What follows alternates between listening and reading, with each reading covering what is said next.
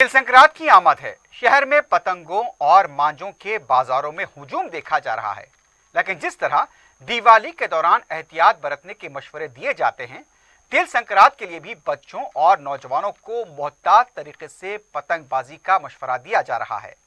सड़कों पर बच्चे पतंगबाजी करते और पतंग लूटते हुए देखे जा रहे हैं। बाज बच्चे पतंग लूटने के लिए नालों में तक उतर रहे हैं। एक ऐसा मंजर भी आज देखा गया जब बच्चे पतंग के लिए ट्रेन की पटरियों पर आ गए और दूसरी तरफ से ट्रेन का गुजर देखा गया। बच्चे आज पतंगबाजी और पतंग लूटने के लिए जिस तरह से सड़कों, नालों और ट्रेन की पटरियों पर आ रहे हैं, उससे वो हादसे का शिकार हो सकते हैं।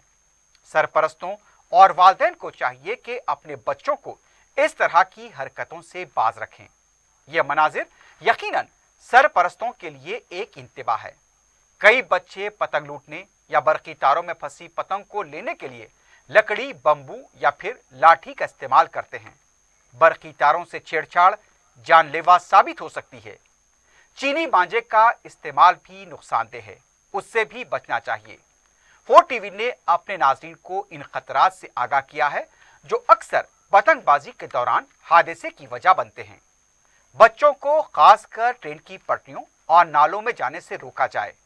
पतंग को लूटने के लिए सड़कों पर भागने से भी बाज रखा जाए।